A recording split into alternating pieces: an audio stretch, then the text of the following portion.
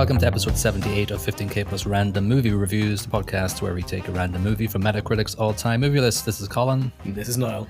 This is Random Movie 78, called Gravity from 2013. Runs for 1 hour and 31 minutes. It's got a Metascore of 96. User score of 7.7. It was 7.8 last week, but it actually just went down 1.1, strangely enough. Yeah, it had a budget of $80 to $130 million, and it took in a box office of $723.2 million. That ain't a bad return. And I suppose they saved money on actors.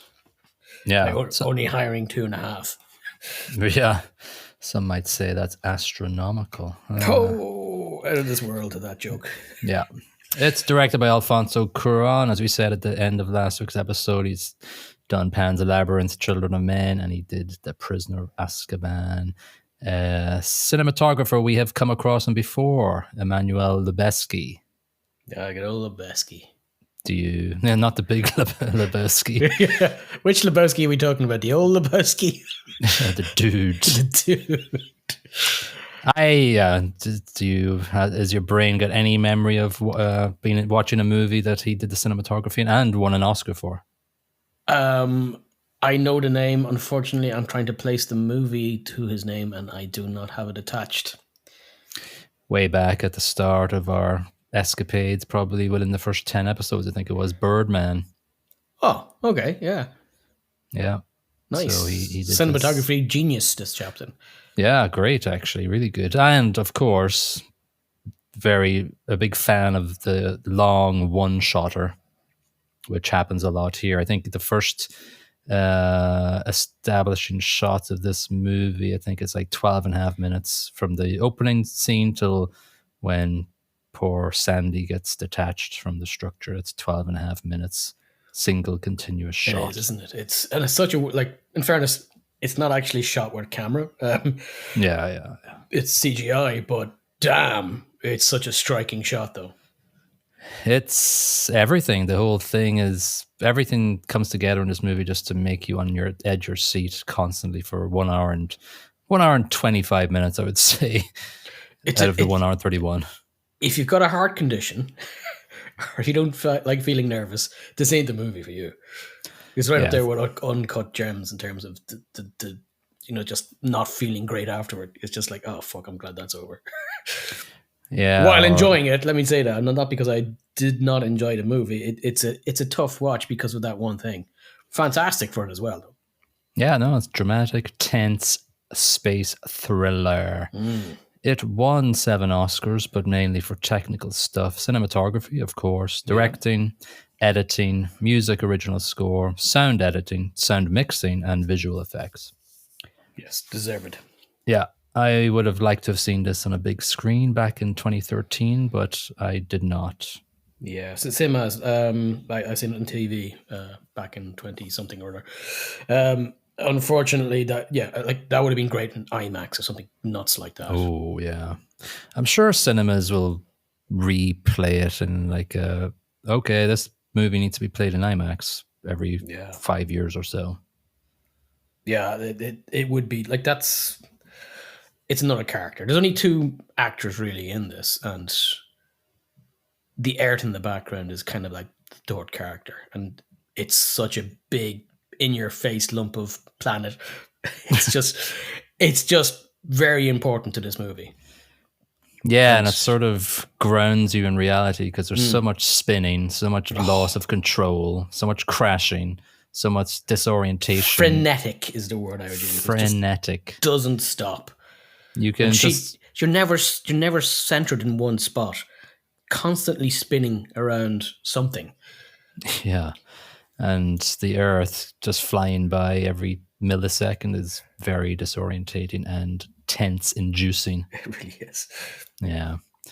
I like it when Warner Brothers changed the visualness of their logo for the start of the movie, because this one was black and white, which obviously is quite space-like, I guess. It wasn't color. Yeah. In space, everything's black and white. Yeah. Nobody can hear you. Nobody can hear you see color. Nobody can hear you see color. There's a couple of space facts at the start, just in case you're idiot before the start of the movie. Space is big. Yeah, space is big. Life in space is impossible. Okay, that's I'm ready. I've watched a lot of Star Trek episodes would disagree with that, but okay. True. I think life as we know it is impossible. There we go. Within the vacuum of space. Yes. We do see a beautiful Earth in the background, not spinning, not going past, but very sedate and calm and serene. Yes, for now. Yeah. The only sort of exposition to any sort of backstory is in the first Houston to Dr. Stone and Kowalski at the start. Basically just, okay, it's Stone's first gig. She's a doctor. It's Kowalski is a veteran.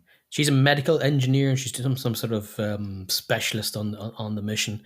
So you don't really, she doesn't really have her space legs yet. So she's very nervous. Whereas Matt, Kowalski's just flying around the place, doing laps of the Explorer shuttle. Yeah. It's his last mission, so he's like, I might as well enjoy myself. Yeah, and he'll pay for that later, though. I tell you.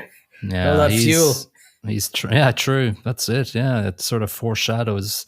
Oh yeah, I shouldn't have been messing around, but he wanted that record. He did. Shouldn't have been effing around. That's when you find out. Yeah, it's true. So Dr. Stone is working on the Hubble Space Telescope, the old Hubble that was so great before Webb came along. Gave us the upstart. Gave us some amazing scenes. Did it? No, it's still going, right? It didn't go into the atmosphere, right? In real life. Yeah, it's still kicking around. After she fixed it, yeah. Yeah. Thanks, Dr. Stone. Don't let go. Yeah. So anyway, she's fixing it. She's got some plates out, some motherboards. Sticks. Yeah. And then you can see Kowalski just zooming around in the background. But it's what you get from the first few minutes is that you have these muffled sounds and the just the sort of, I don't know, the emptiness of noise. There is no noise up there apart from you just hearing shit in your I love the fact helmet. that a lot of sci-fi ruin it by introducing sounds like pew pew pew pew. You're not gonna hear that shit. There is no medium for sound to travel in. You're gonna hear nothing other than radio communication. Yeah, but imagine what Star Wars would look like with all the spaceships just fighting nothing. each other. There's absolutely nothing. Yeah, a movie or TV show like The Expanse. I don't know if you've watched that. Yeah, I've started watching the first season. I've read all the books, so I just decided. Fantastic books, fantastic TV show. First one's a bit weak, but it gets really good after. Anyway, that's not the point. It goes scientifically accurate on the sound in space, and it adds a lot to it because it's quite desolate at times because of that fact, and it really adds a level of tension. And it does in this movie. Yeah, well, the thing about The Expanse is it's actually grounded in sort of real life mechanics and how you get fast. Yeah, you're going to have to pump yourself full of drugs to actually handle the G's, yeah. Yeah. There's no warp drive. It's just going really fast under. Just keep going really fast, accelerating over and over again. You're not bending space time. This ain't the Enterprise, baby. Yeah, that's what I appreciate about The Expanse. Also, the rebooted Battlestar Galactica did a lot of external shots with no sound as well. Yeah, that was really good as well. From what I remember, it adds a nice bit of eeriness. Now they do bend space time because they're cheating. Oh yeah, but they get the sound right. So Kowalski comes over to help Stone. Obviously, she's gonna change out your sound card. Yeah, looked like a AGP slot sound card or graphics card. Yeah. But you can tell again she's not used to. She gets a little screw loose and Kowalski grabs it like a ninja, space ninja. Yeah, but it won't be the first time we see a lot of like grabbing for stuff. Yeah, and I think a few times they throw that in because I think the IMAX edition of the movie actually had 3D in it. So when he reaches out to the bolt, it comes out to your screen and goes, "Ooh, it nearly hit you." Which really, quite frankly, would annoy me. Yeah, 3D don't work, but unless it's Pandora and Avatar, that actually quite subtly worked. Anyway, that's not the point. Do you remember the point? The point is that she's still hasn't got her sea legs or Yeah, space she's legs. green. Yeah, she's green. She gets a little bit jarred when there's little bumps and stuff, and she's used to things falling to the floor. But you're in space. Well, in fairness, she's only up on her first mission. You're in free fall the whole time. It feels like you're falling all the feckin' time. And you're being jostled along by this gimbal that's holding you to the Explorer space shuttle. Yeah. And it's all there is between you and the cold, vast nothingness of deep space. I'd be breaking it every time I got a jostle. And she only did 6 months training, from what I remember her saying at some point. Yeah. And she wasn't very good at it. And she crashed the Soyuz simulator multiple times, never landed it. Which is not good considering what's about to happen. Yeah. So I like the muffling sounds. I like the visuals of them in the suits. And then they get this sort of, actually, no, first we have to sort of say a lot of the chatter back and forth between Houston and them gives us the exposition that Kowalski's got a lot of stories to tell that he's told already. He plays country music in his helmet a lot. And that's sort of, we hear that a little bit when there's supposed to be like dead silence. And Sharif in the background just bouncing around on a cable. Yeah, he's a bit crazy. And yeah. He is soon to be bouncing around for another reason. Yes. Not less enjoyable, I would imagine. Also, Kowalski, before heading over to hit Stone, he has this saying. He says, "I have a bad feeling about this mission," and he says it again when he's with Stone. He's right. Yeah. And they starts prattling on about Mardi Gras and blah, blah, blah, Mardi Gras. This is the reason why I think it's, I've got a bad feeling. It's just like Mardi Gras when my sister was with that short, hairy guy. And then this is when Houston goes, shut up for a second. There's a bit of chatter then.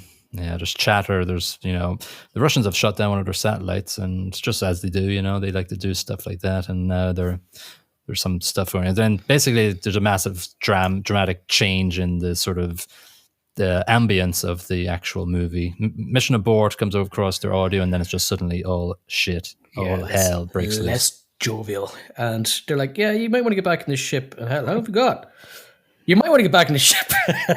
Go. Yeah. Yeah. And so like they're rushing to get back in. She's straddled to an arm, and the debris starts hitting. 5 minutes to get back in or something stupid. Yeah, that's not good. Yeah, Kowalski goes back over and tries to grab her back in, and the debris starts hitting. And it's probably just, it's a magical dramatic moment. The wave of debris coming towards them and they're looking on is just terrifying.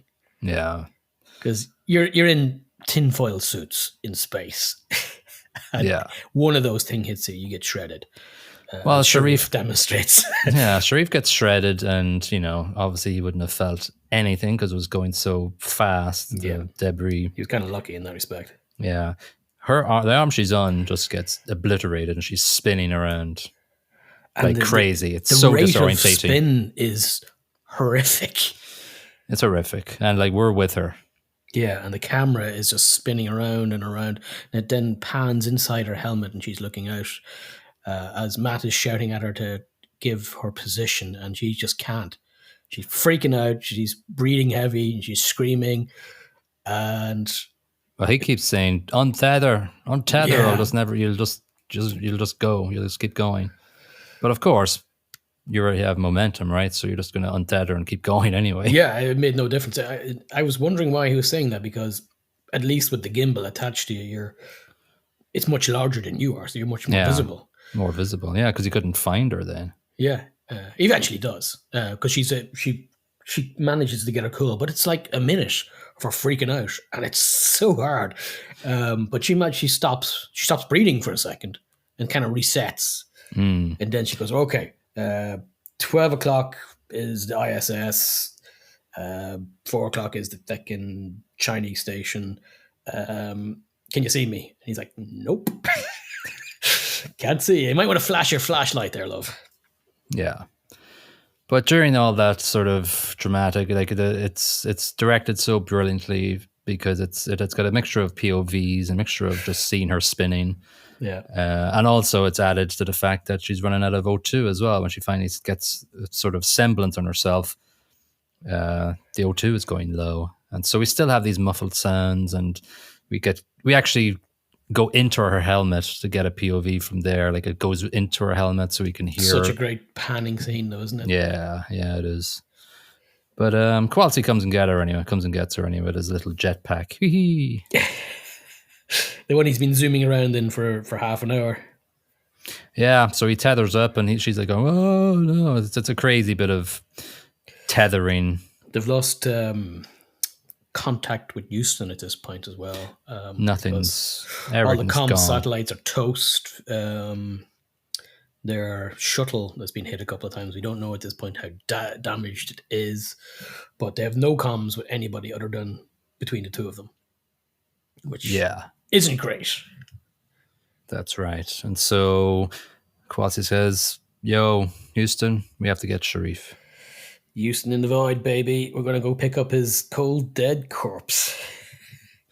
Yeah, and they do, and it's a lot of bumping around. And again, it's sort of like towing a car, only much more three-dimensional.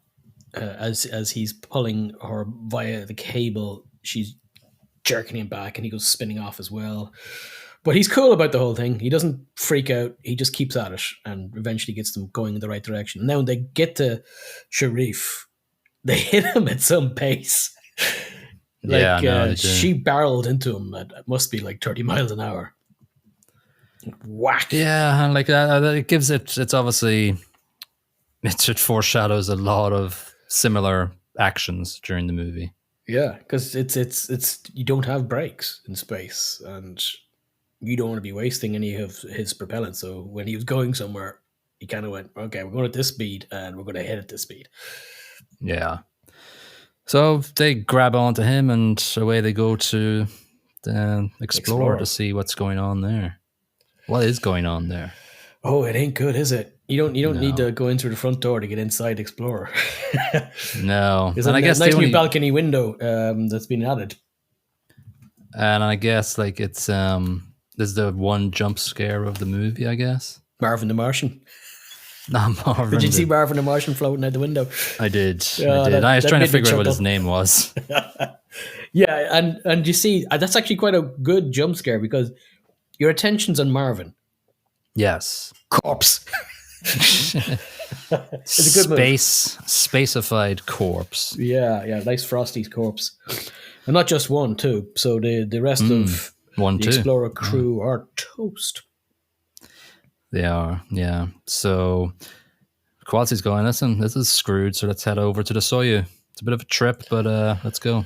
Yeah, we don't have much choice. Well, over to the was it the Russians crowd? Oh no, to the ISS. To the ISS, yeah. The Soyuz is attached to it. Yeah. Soyuz is the module. It is indeed. Yeah.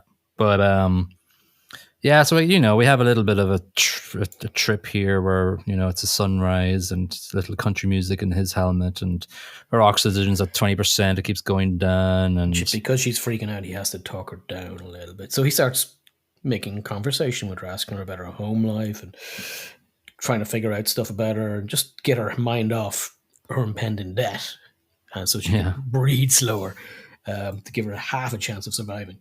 I don't think Kowalski thought they were going to die. I think Kowalski was a methodical, experienced dude who was like, we're getting through this. I think that's true of most of the lads who aren't payload specialists who go up in shuttles and such, that when shit hits the fans, they're so well trained that they're like, okay, we got this. Look at Apollo 13. They kept their cool and got down because of that. And I think it's a certain type of training. Yeah. And it shows very much in Matt Kowalski's. He doesn't stop. He doesn't freak out. It doesn't take him 5 seconds to readjust. He just keeps going. He just works the problem like a certain Martian. Yeah, and he's a certain levity to his character too. The only real levity in the entire movie, really. Yeah, there's not a lot of levity with Dr. Stone. No, there's a reason for it. It's explained soon, but well, yeah, in this scene, it's we get to know all about her.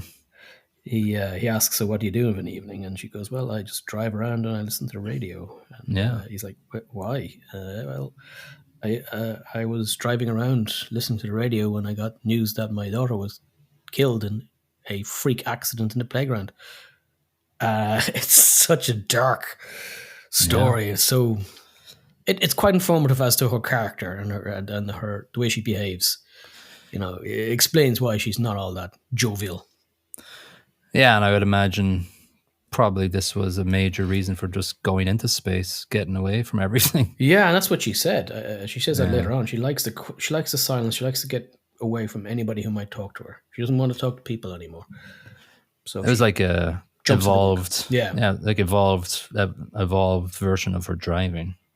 It's just exactly. Only driving much further away. Yeah, much further.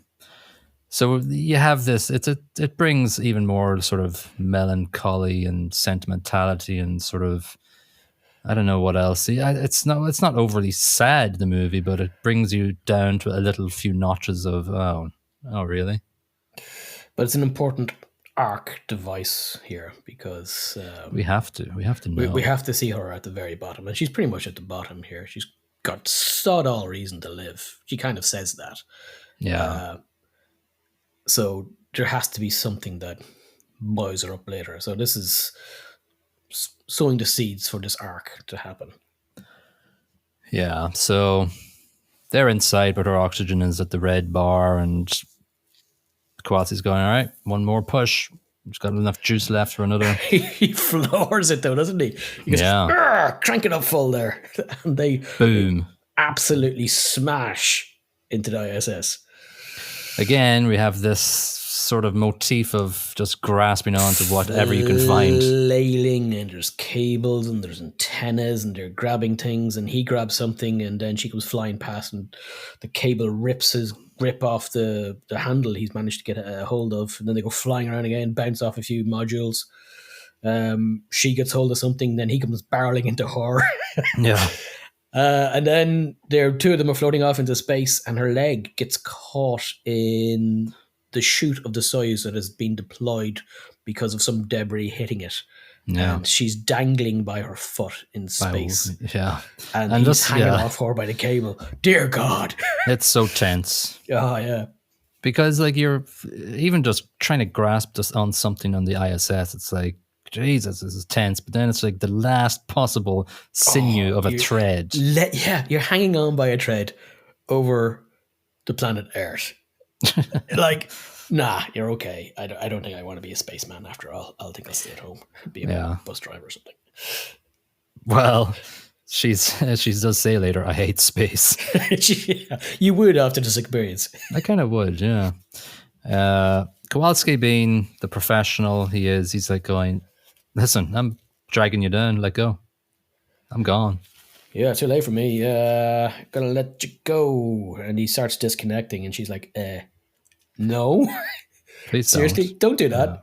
Yeah. You're the only one who's got his cool together. You could survive type thing. And he goes, Tarachuk. Disconnects and floats off. You got this. He floats off, and she somehow starts going towards the ISS. Yeah. Momentum is in space. I don't know what's going on. There is a bit of a physics faux pas here in my head, but we'll ignore it. Maybe the chute was elastic. It looks elastic. It's a parachute, right? Yeah. So maybe there's some elasticity in the chute, and it propels her backwards. Now, I would have said that the boat should have sprung back already, but that's irrelevant. Let's go on. Does elasticity work in space? Yeah. Actually, you know what? The one book / movie that I learned so much about what is so much different in space is The Martian. It's like everything Mark Watney. Yeah, but science the shit out of this, baby. Yeah, it's like such everything you think about. Oh, that will work in Mars. No, it won't. Simple things like planting something. It's like, no, you can't really do that. There's no. The author of that book apologized for one scientific inaccuracy. Just the one. And that was the storm that knocked over was threatening to knock over the landing module, because the atmosphere on Mars is 0.3% that of Earth. So a storm on Mars would be just like, Really? it wouldn't knock out working. But he said, listen, if I don't put this in, there's no drama and there's no book. So I'm sticking it in. What? But like, I thought there were strong winds on Mars. Yeah, there are strong winds, relatively speaking. But compared to Earth, it's a light breeze. Yeah. The heaviest of storms. Now, sounds nice. Dust will be propelled in it, but it's not knocking anything over. I will book the first ticket to Mars then. Yeah, it's a lovely place. Sounds nice. Apart from the instant cancer you get. But yeah. Yeah, that's fine. All right, so he's basically still in communication with her, and he's just instructing her, listen, go to the dock, do that. Yeah. She's run out of oxygen now for a few minutes. So the only oxygen she had was in her suit. So now she's filling up with CO2. Yeah. Which makes you go a bit funny. You start getting a bit blurry. You stop caring all that much. And it's well portrayed because she's sort of hanging on for a while, just looking out. She's like, Matt, bye. Yeah, she's looking at him going. And one of the last things he says, I think, is, sun on the Ganges looks lovely. Yeah, yeah. Yeah, trying looking at it down on surface level. The Ganges doesn't look too nice near next to it. Yeah, well, when you're up 600 miles in the air, you're grand. Everything like, looks it looks beautiful. Yeah. Don't mind that it's full of poo. So yeah, he does his last thing and instructs her, like, listen, you're getting CO2 now. You're gonna feel dizzy. Get the hell over there. Yeah. See ya. He's got a great outlook on, I was gonna say life, but not life at this point. Death. Straight away accepts his imminent demise. It's like, I might as well enjoy the scene. Yeah. I wouldn't like that. I'll be freaking out. Well, the thing about it is that he's just going to go through what she's going through and just probably doze off, right, with CO2. Yeah. Probably. I'd say he probably had another half hour, at least more than she had, because he never freaked out. When I first saw this movie, I didn't think she was hallucinating. Later on when he came back, I hadn't a clue what was going on. There was one thing that gave it away straight away to me when I seen it the first time, is the fact that her eyes weren't damaged and her lungs didn't explode. Well, come on. It's, You open a door like that, the explosive decompression would do such horrific things to you. You'd look like the guys who were down, what was that? Total Recall on Mars when exactly they like terraformed. That, but worse, because your lungs also pop. Sounds delightful. Yeah. Anyway, I didn't have all those physics lessons. I just thought, Clooney's alive. He was just standing around for the last couple of hours. He found a way, as he said. Yeah. Anyway, that's a great story. Yeah, exactly. Great story. Huh? Anyway, she's heading towards the airlock. It's in a POV again. We get POVs anytime we want to be sort of immersed into the seriousness and dramaticness of it all. She heads into the ISS, and she has this sort of really horrible anxiety-inducing moment here, though, where she's inside. She's closed the airlock. She's almost about to pass out. She turns on the gas, or puts on the atmosphere back in, repressurizes, and it's going up percent by percent. And she's about to pass out. And what I'm freaking out here is, don't pass out with the suit helmet still on. All right, yeah. Because you'll suffocate in your suit while there's atmosphere around you and you're dead. And what a terrible time to die. But obviously it doesn't happen. No, but yeah, it's again, you don't get any respite at all. There's just constant life-threatening incidents throughout the entire movie. I like the next scene, though, where she derobes from the spacesuit she's currently wearing. She gets out of that. Yeah. She takes a few deep breaths, and then she just sort of floats with the sun kind of illuminating her from the background, and she's in a fetal position, and she's just, oh God. It's like the definition of being reborn again. It's very, very much like a rebirth. It's a great piece of cinematography. And I think, to be honest with you, the entire movie, and at the end, it's all about being reborn from just... Oh yeah, that's kind of what the story is. Yeah. Anyway, she tries to, communicate with Kowalski on the comms in the ISS. Doesn't happen. Nope. She walks past, and there's a few sparks of fire happening, a few little zero-G what I flames. love about the animation of the flames is they fire in space behaves completely different because hot air doesn't rise. So it's animated differently and it's like bulbous. So it's just a nice little touch. And chef's kiss on that. Imagine if they got that wrong, all the nerds like you would be like, nah. Exactly. I'd be like, no, that's not how space fireworks. Worst effects ever. Damn right.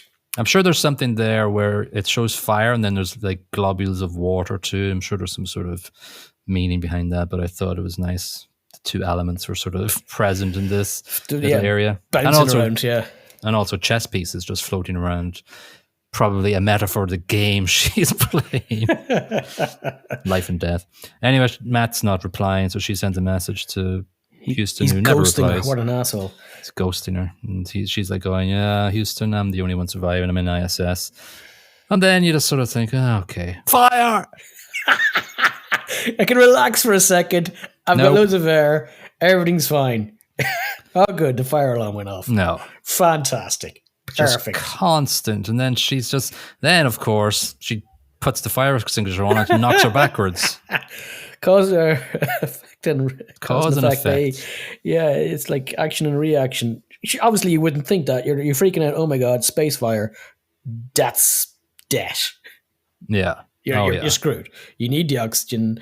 You need stuff not to be in fire. The internals of the ISS are all burning. It's all bad. So it's just she thinks quick here, though. In fairness, get the hell out of there and get into the Soyuz. Yeah, that's all you've got left. Yeah, but it's just the intensity. Of course, it's shot well. I think it was done by an automated rig. That whole zero G effect that she was doing. I heard that she did so much pre-work for this. It was like almost like a choreography thing, hitting very specific marks and movements in her body, whatever. So it's so very well shot. She nails it 100%. I'm guessing they chose short hair so they didn't have to worry about the actual flowiness of hair. Yeah, animating gravity or lack thereof on hair is troublesome. It uses up a lot of RAM. Yeah. Especially a few years back, which this was. 2013. Yeah. Maybe a 1080 GTX graphic card might have been used back then. Yeah. Anyway, I can't describe how tense it is when all the fire is rushing around her and she's going through the different turns of the modules. Yeah, flying around head first, fire left, right, and center, and she just goes right through it all. Grabs the fire extinguisher as she goes. Yeah. Smart move. It comes in bloody handy later on. Yeah. Yeah, it's horrific. Closes the hatch while all the fire just goes above her. Undocks the Soyuz, but of course... Yeah, she detaches from the ISS and she's slowly sailing out into space for about 5 seconds. Nice and relaxing. Damn shoot that she got caught in earlier, which helped her earlier. It's like, nah, you're not going anywhere. I'm going to hold you here. And this is, speaking of tension, this is a game. Yeah, because then spinny. The elastic effect happens again. She goes out so far and then she gets banged into the cord and she comes flying backwards and then she's freaking out on the thrusters trying not to smash back into the ISS, which would have been death straight away. Any touch, you're dead. So one of the solar panel wings gets ripped off. So. Yeah, well, I think that's not an issue. No. She's got another one anyway, but not a big issue. But she's bouncing around. This goes on for like a minute and a half. You can't even describe just how horrendous it is. And of course you see Earth in the background just spinning by every millisecond. And she's looking thankfully she's got a rear view mirror and she's pulling away and then she goes flying backwards and she's looking in the rear view mirror going, there's the ISS again. Yeah. Let's do this again. So she manages to get it to some sort of equilibrium where there's tension on the cord, but it's not pulling her back and she's not pulling on it. So that's quite smart. She doesn't freak out much. She stops jerking at the controls and just gently gets it to an equilibrium. So she's nice and calm. Nice and calm. What do I got to do? Balls. Another head outside. Yeah. At this time, there's no air tank with her. She's got the umbilical on this. I don't know about you. Everything about the umbilical and that being the lifeline just freaked me out. Because she's yanking on it and this jagged edges on the sides, and she's just yanking on it and yanking on it. And like, oh, don't do that. Don't you get caught in something. And you can see her looking towards the blackness of space for the next round of debris. Yeah, and her watch is counting down from the 90 minutes down to 0, and there ain't a lot of time. We're talking a couple of minutes here. And it happens. Debris hits big time. And she struggles again. Of course, she then drops the bloody wrench again. She grabs out for it and grabs it like Kowalski managed to grab it. She's learned a lot. But as she's grabbing out for it, that's when she sees the debris field coming towards her. Yeah, at a billion miles an hour. And then it just starts smashing into the ISS around her. Solar panels are getting ripped off and modules are getting mangled. She's just getting thrown around again, just hanging on for dear life. It's just another crazy scene. Yeah. She's beaten around the place. And she's just, hanging on for dear life. But she manages to keep her cool and disconnect the chute cables. So it's no longer attached, which is fair play. Yeah, heads back in and then says, I hate space. So it ain't over yet. No. She sets her 90-minute timer and says, let's go to Tiangong space station now. No fuel. Yay. Yeah. Well, it says it's got fuel, and then she taps the dial, and it just goes from 50% down to 0, and she goes, fuck. Yeah. So we have... There's actually, just before we jump off, there's a great scene shot from outside the window of the Soyuz where she's screaming into the dial, and you can't hear her because of the space. It's such a great shot. I love it. It's a good shot, yeah. Like, I can imagine the director and the cinematographer going, okay, how can we do this? Can we do anything different? Yeah, external shot, beautiful. Yeah, such a good one. We do have this lull now where it gets very sort of depressing and sort of... She's given up at this point. Given up. She's found somebody on the radio. Some Chinese lad, I think, speaking Mandarin. No, he's an Inuit. Oh, is it? Yeah. So she thinks it's the Chinese station. Clearly isn't. Yeah, I don't think she even... On ham radio then or something. Yeah, on AM, I think it is. Or something like that. Yeah, but, she says AM. Yeah, and in GAC. And they actually released a short story movie in 2013 from his perspective. Ah, very nice. Because he's got a baby with him and he starts singing a lullaby into the radio. And she turns off her oxygen. And she goes, this is how I'm going to go out. It's not the worst. Yeah, she's crying. The teardrops are floating away. She's literally admitting it. I'm going to die today. Yeah. Turns down the O2, turns off the lights, and is ready just for just to drift away. Hello? Who is it? It's such a great one. It's the most unexpected thing. Oh, somebody's knocking on the window. Oh, okay. I don't get up. I'll let myself in. Yeah. Listen, I wasn't a dumbass when I watched this first. I'm quite normal. I thought it was Hollywood. I thought it was like, this can happen. It's Hollywood. Nah, I wasn't fooled. I'll be honest. I knew what they were playing at. It was too Hollywood. And because her oxygen levels were going down and she was filling up in a bit of CO2, her brain's playing tricks on her. Yeah. So her brain gave her what she needed. And she needed a bit of Matt Kowalski's encouragement. Encouragement and advice. Yeah. You want to go back or stay here? Start living life. Like, landing is launching. Yeah, use the landing thrusters, you idiot. Time to go home. And she opens her eyes again, and Mr. Kowalski is gone. Yeah. Well, the way it's done, though, is very nice. It's panned over to her. She's on the right of the screen. Then it pans right. She's on the left of the screen, and the chair is empty. Yeah. It is very well done. Yeah. Every shot. Yeah, no wonder we got an Oscar. Anyway, she's like going, all right, oxygen back. Matt, if you're listening, tell Sarah I love her. I found her red shoe. She's my angel. Let's go. Yeah, and this is the moment where she's got a reason for living again for some reason. This is the moment where she decided, I'm not effing dying today. Yeah. And this is where the arc goes. No, I'm fighting, because while she was fighting, her heart wasn't 100% in it. Now she's motivated after the talk from Matt. Yeah. Faux Matt. And she also says, no more just driving. Which sort of brings it full circle too. So she uses the launcher thing that, when you see the Soyuz land in a desert, it'll put a bit of a 3 meters up the from the ground, it fires a thruster just so it doesn't smash so hard into the ground. Yeah. So she fires that. So you get one shot at that. Boom. Right in the direction.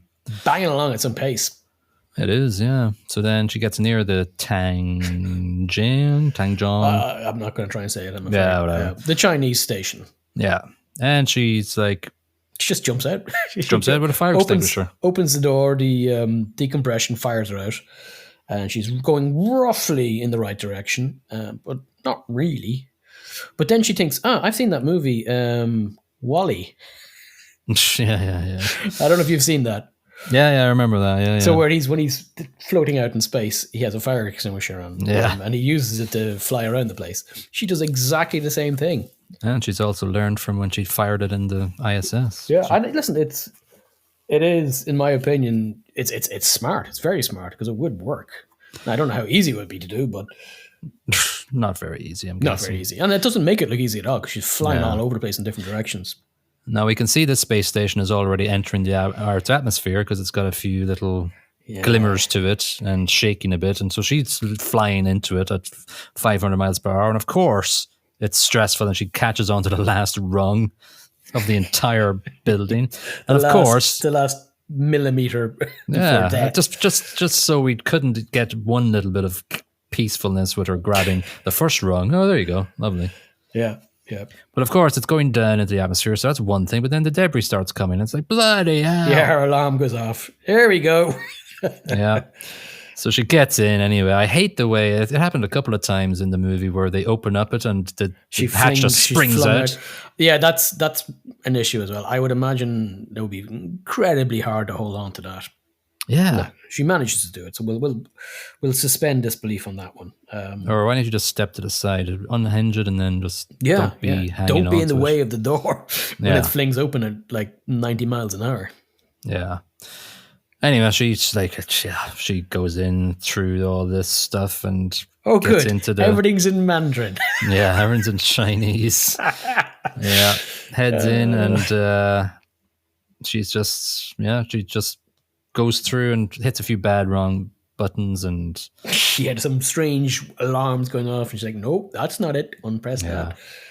But she does remember some of the buttons, so she manages to get the power on. She manages to slightly disconnect from it, but not fully, because it's going the same direction as she is. True. There's also that it's based on the Soyuz capsule, so she could use her knowledge from that. She also is quite funny when she says, I've got a bad feeling about this mission. Ha ha. Chuckle. Yeah. She's talking to Houston and the blind again, so she's relaying what she's doing and where she is, which is something that Matt had told her at the very start of their adventures.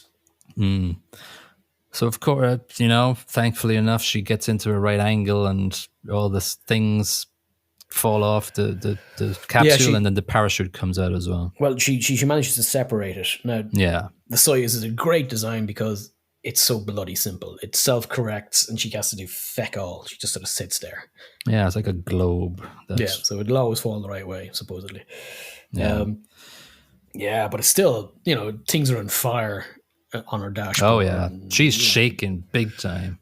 And she's sweating, and she's chatting to Houston. She doesn't look all that relaxed.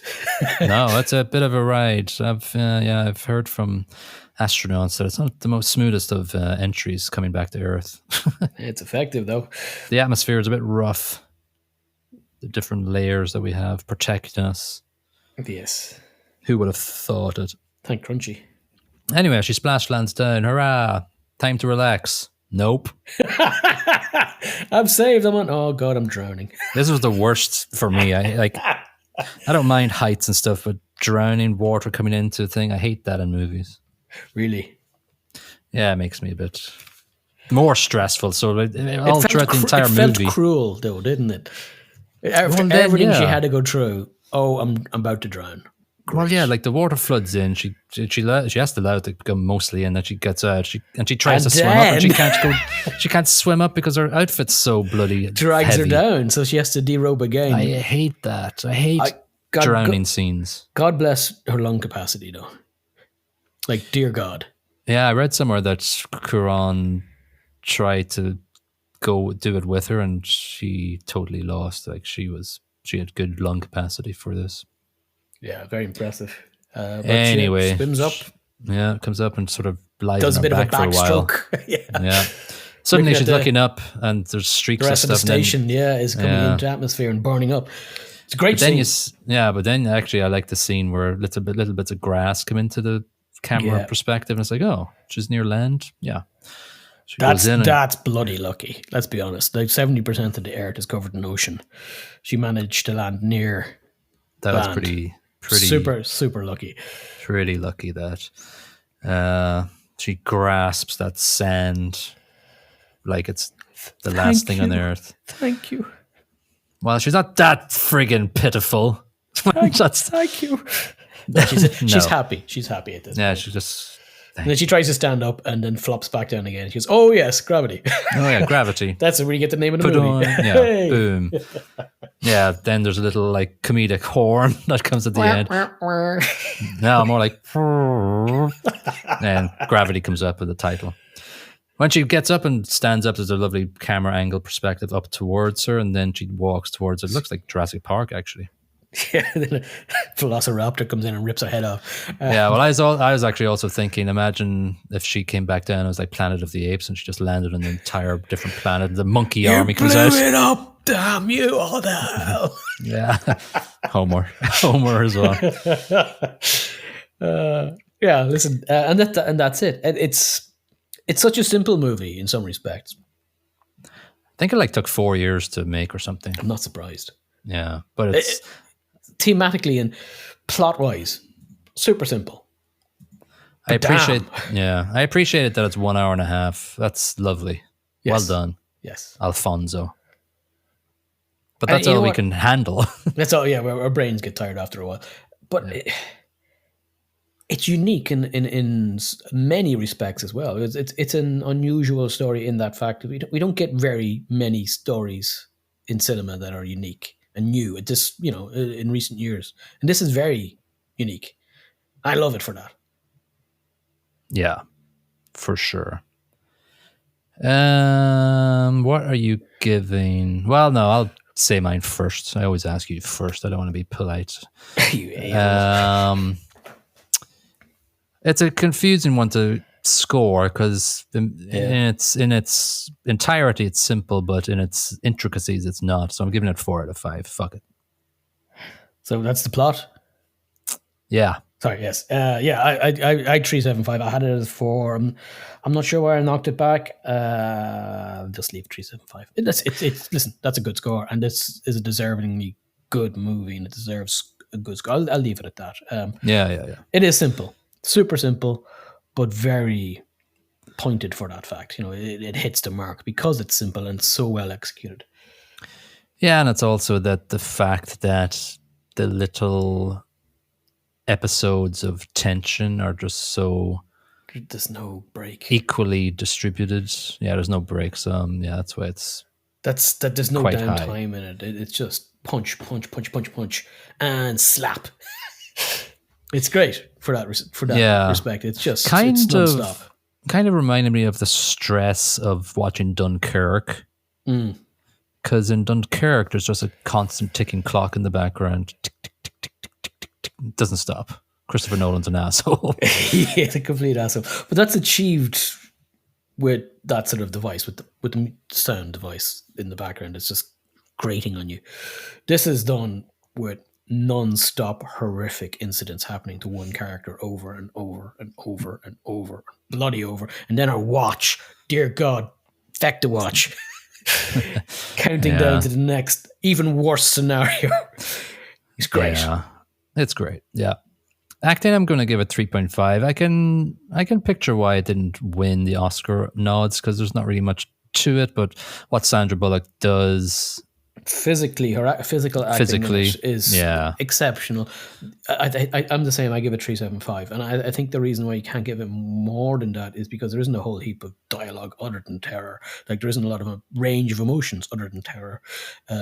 George Clooney is great in it as well, but he's in it for realistically 7 or 8 minutes. Yeah, for sure. You know, he's great in it, but you know, there isn't much to get your teeth into in those few minutes. And listen, Sandra's great, and she's done some great stuff in the past, and she's good in this. But as acting goes, it's a physical role, kind of a John Wicky style thing. There isn't much emotional range needed. Yeah, but the downtime ones where she is showing emotion, she does well. Just because she's Sandra Bullock, she can do that.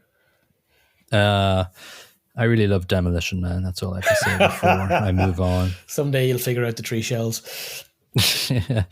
What's your boggle? Sound brackets track, I'm giving 3.75. It's great sound effects, great use of sound, and the music also too is very nice. Yeah, I gave it a 4, and I gave it a 4 for the silence. And the choice of when they introduce the silence is just so effective. Now, don't get me wrong, the music and the tension ramped up by the music ramping up as well. It's fantastic. But the silence and how and which sounds you hear at what times. Yeah. Beautiful. Yeah. I sort of, that is, you are correct and accurate to do that. I sort of gave more of a higher score with production because I think just all together, I'm giving it 4.5. for production, just due to it's still 2013, like it's 11 years ago. It still looks amazing. Well, doesn't it? Yeah. I gave 4.5 as well. It is stunning in the beauty and the terror that beauty evokes. It is absolutely beautiful and terrifying. And the production and the timing of the production and everything is just so well. Oh, it's just so well done. The shots taken of the constant rotation. Yeah. Constant feeling of gravity, and momentum for a while, and lack thereof, and ups and downs, and it's every choice that they made was amazing. Yes, yeah, listen, production wise, just fantastic. Yeah. Rex Reed in The Observer gave it 75 out of 100. He said, accept gravity as pure popcorn munching show business fun and nothing else, and you won't go away disappointed. Okay, yeah. I give it a little bit more to it than just popcorn munching. He's saying it's a bit too hollow for my liking. Yeah. Justin Chang in Variety gave it 100. The director's long overdue follow-up to Children of Men is at once a nervy experiment in blockbuster minimalism and a film of robust movie thrills, restoring a sense of wonder, terror, and possibility to the big screen. Yeah. 100's a bit much, but yeah. Yeah. Right.